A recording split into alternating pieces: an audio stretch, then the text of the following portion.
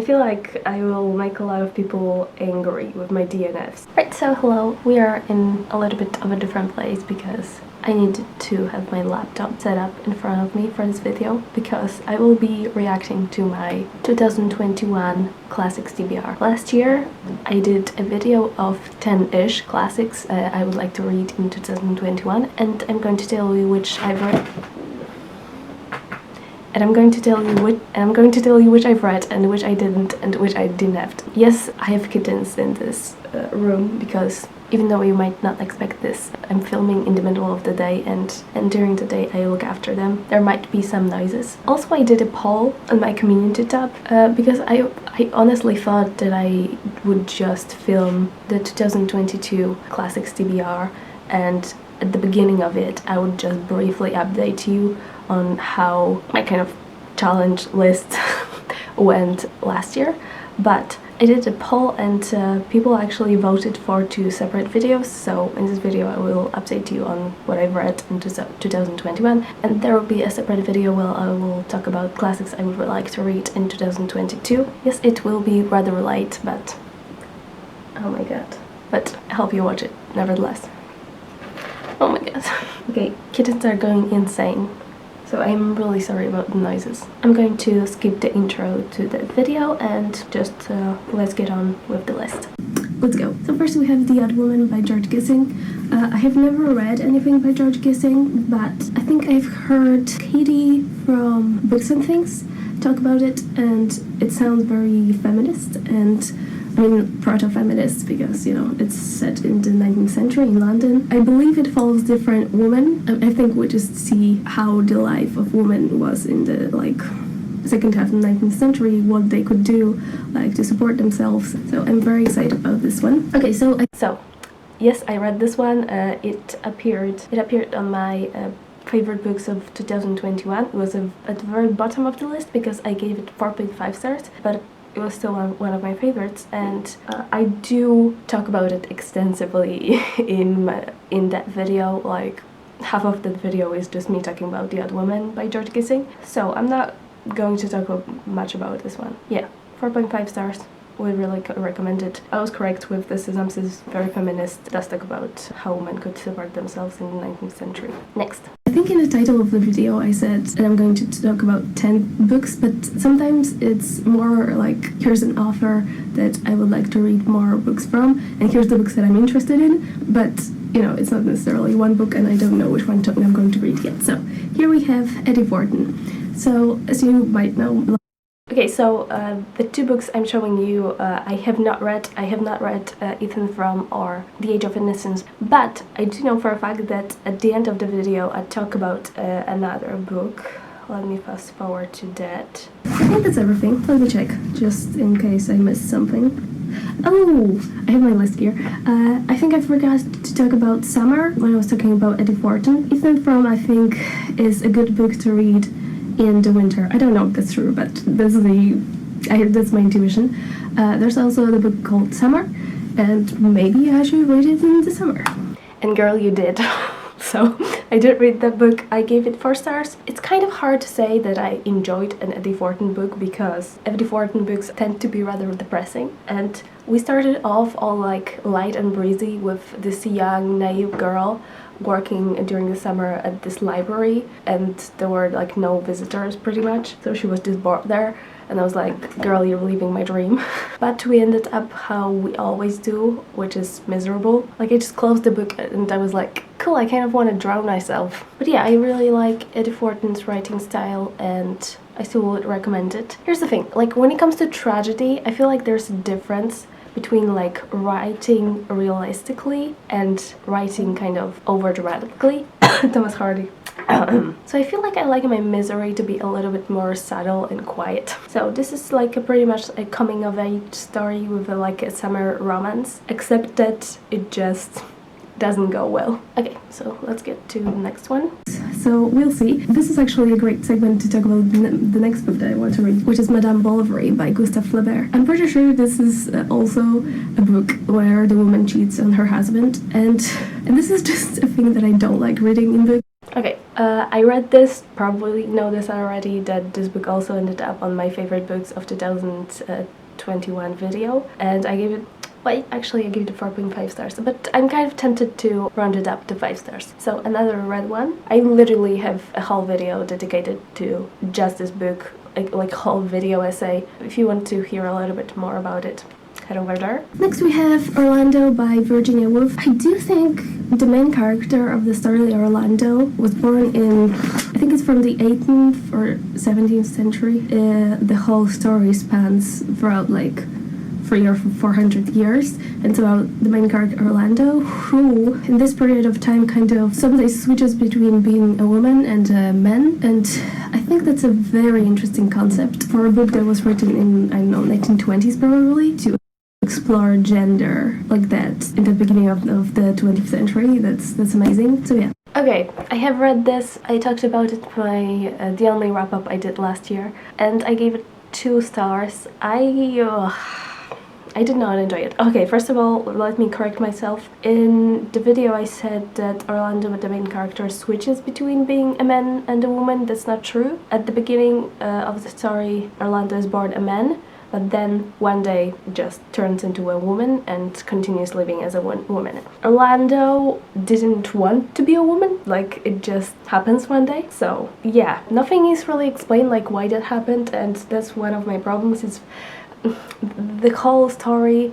I also talk about it in my wrap-up video. It's very kind of whimsical. I don't know, like kind of reads like a fairy tale, and I hate fairy tales. Nothing is explained. I didn't like this kind of vague writing style. So I didn't get along with this one, and yeah, I ended up giving it 2 stars. And also my friend Marta, I think, really liked it, so I'm really excited about it. Next we have another author, and I think I would like some help from you, if you can help, because we have Anthony Trollope. I would like to read my first Anthony Trollope this year, and I do not know if I want to start with The Way We Live Now or The Warden. So I did start with The Warden, and I'm glad I did. First of all, it's a very short book, and I say that in the video that a lot of people say that the first book isn't that good, but I read the first book and I gave it 4 stars, and that made me so excited to read the other books. And then I read the second book in the series, which is Barchester Towers, and I really didn't like it. I gave it 2 stars. Like, first book had quite a lot of church politics, but because it was so short,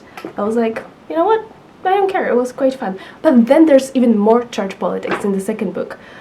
Please don't eat the card, please don't eat the card! Sorry, kittens. And it was like 400 or 500 pages long. It was rather long, so yeah, it was so boring. I still like the writing style of Anthony Trollope. That didn't change. So I am going to read the third book in the series, which is Dr. Throne, I think. But I need some time off. I need to take a break from the series for a little bit. Yeah, so next we have another author, and before I show you the books, I actually have a resolution for 2020. One of my goals is to read more of like translated fiction, and especially translated classics. So we had Madame. Did that happen? Bovary, and I also would like to read more of Fyodor Dostoyevsky. Here we have Brother Karamazov, and the other book that I'm considering is The Idiot. I think Kate File said that it was one of her favorite books of last year, and she said that it's about a character that's very kind of wholesome, and she reads him as autistic. I'm not sure if this is like general consensus between like people who read it, but I would like to find out. Did I find out? I DNF'd this book. I feel like I will make a lot of people angry with my DNFs in this video. But okay, The Idiot just didn't work for me. I DNF'd it over... I'm pretty sure I read over 100 pages. I remember being around 30%, and it's a rather long book, so like 500-600 pages long, so I don't know how many pages is that, but I DNF'd it around 30%. And I just couldn't take it. There's quite a lot of characters that I just did not give a damn about. I didn't even care about the main character that was supposed to be so wholesome. I did not feel that. Like, you know, the idiot is supposed to be not a paradox. Like, I feel like the point of the title, The Idiot, is that the main character isn't really an idiot, and I don't know. I found him very annoying, very frustrating. His tangents and like stories within stories, I just didn't care about them. And overall, like, it's so overdramatic, the whole story, and it just read like a soap opera. And I just don't care. So yeah, I ended up DNFing it. Sorry. Wait. No, we have two authors. Okay, we have two French classics that are just ginormous and I'm very scared of them. So we have Les Miserables and The Count of Monte Cristo. I think I'm leaning more towards The Count of Monte Cristo because... And that's the one I read. I also talked about it in my video, Best Books of 2021, so I gave it 4 stars. I actually, so I talked about it there, but someone commented on my previous video asking, like, if I'm talking in such, what is the word, superlatives? Like, I'm gushing so much about The Count of Monte Cristo. Why did I give it 4 stars? So in the comment I actually explained a little bit what were the cons of The Count of Monte Cristo. I didn't mention them before because they're spoilers. So head over there if you don't mind spoilers. I feel like they're a little bit of a vague spoilers, but they're still spoilers, yeah. So I explain why I was dissatisfied with some of the character arcs of the characters in this book, and why I felt a little bit unsatisfied with the story by the end. But it was still so good. Like, I still gave it 4 stars, and I was really surprised that I liked this book so much. And if you are intimidated by this novel, really don't be. It reads so quickly. Personally, first of all, I had this book in Polish, and I had this book kind of in 2 books, like 2 tomes, and I feel like that helped me because I just kind of thought about this book as like 2 books in a series. So it's not like, oh my god, I'm reading a book that's over 1,000 pages long. I'm reading 2 books that are like 500-600 pages long. That's not that bad. Also, I put like tabs, so each day I would have to read a certain amount of pages, and that also really helped me to get through it. So yeah. Talking about translated books, I would also like, this is a Polish edition, I would also like to read The Unbearable Lightness of Being by Milan Kundera. I do not know anything about this book, but last summer I was in the summer house with my... Okay, I go on this whole tangent talking about how, like, I can't believe it. This one time I was in public and people were talking about a book, and like, not only a book, a classic, and I'm just like, I'm such a lover of classic, and I didn't read it, and I felt so bad about it. So I was like, okay, I have to read it, I'm going to read it, and then I didn't. Yeah, we have the first book I didn't end up reading last year. I have no excuses. I think in the comment, I didn't know at that time, but in the comment someone said that actually this is also a book that's about cheating, it's about infidelity, and I was just like, come on. So yeah, I didn't feel very much inclined to reach for it, but I hope this year I will, question mark. Okay, next. And we have some more modern classics. We have Stoner by... what is his name? It says Williams. Is it John? I don't know. It is John. So, another book about a male character who is cheating on their, I don't know, wife, girlfriend. I think he's a college professor. And I say I think because I did not read it. Yeah, the same case as with the previous book. I need to, like, actually get to it because, like, Madame Bovary showed me that I can actually enjoy a book that's about infidelity. Both Stoner and Unbearable Lightness of Being. I've heard just amazing things about both of those books, so to get over myself. Next. And lastly we have Beloved by Toni Morrison. I think this was also published in the 80s, but at this point I think I would consider it a modern classic. Okay, so this is the last book on this list, and I am sad to say that I DNF'd it. I did not get along with the writing style, and you need to know 2 things about me, pretty much, to understand why I didn't get along with this book. First of all, writing style is really important to me, and because I am so particular about writing style, if I don't like a writing style in a book, the chances that I'm going to like the book are, I was going to say pretty slim, but honestly the chances are like 0% that I'm going to like it. And the second thing is, I don't like magical realism. So, needless to say, this book just didn't work for me. I think I ended up DNFing it about like 50 pages in. And you know what? This book is a little bit different from The Idiot, because with this one, because the writing style is so like vague, I feel like this is the case where it just went over my head. And yeah, with this one, this is not a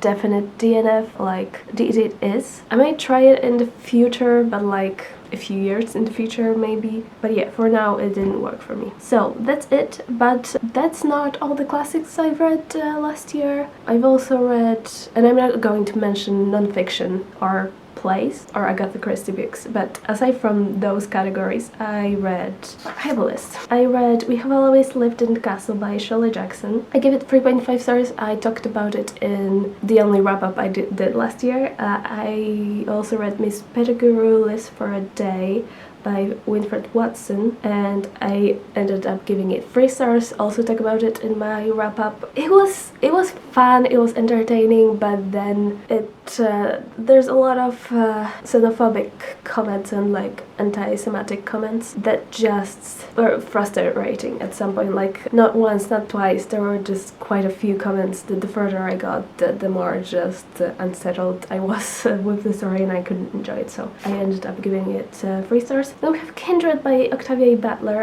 I ended up giving it 3.5 stars. I remember, I think on Goodreads I gave it 4 stars because I ended up rounding it up. It was a little bit underwhelming. It's definitely more of a genre classic. It's like a science fiction genre classic with time traveling. A woman in the, I don't know, 80s travels back in time to the, I don't know, 19th century probably, 18th century. So yeah, the writing wasn't particularly good in my opinion at least, but yeah, 3.5 stars is still decent. Then we have A Month in the Country by J.L. Carr that I read during my 24-hour reading vlog. So if you want more of my thoughts, head over to that video. I gave it 4 stars, really very summery vibes. Then we have The Time Machine by H.G. Wells, which I was rather disappointed with. I ended up giving it 3 stars. It's one of the first kind of science fiction novels. I mean, obviously we have Mary Shelley. I'm saying one of,